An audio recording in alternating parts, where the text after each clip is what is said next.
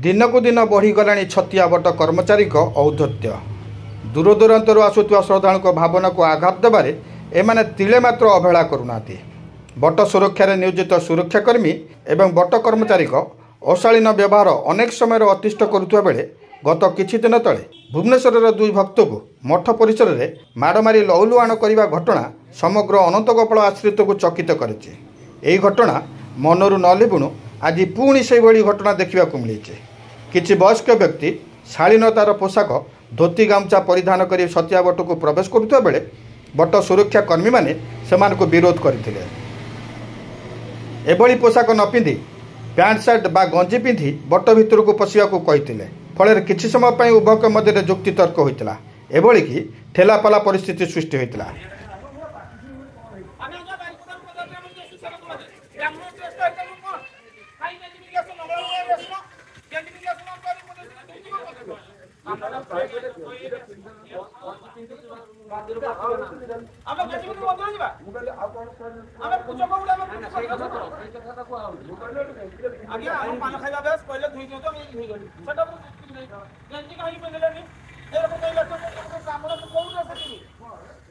तेबे कथा होची समस्त मठ मंदिर को भक्तों पारंपरिक पोशाक परिधान को प्राधान्य दि जाउथबा बेले छतिया बटरे यार विपरीत आचरण किभली करा जाउचे।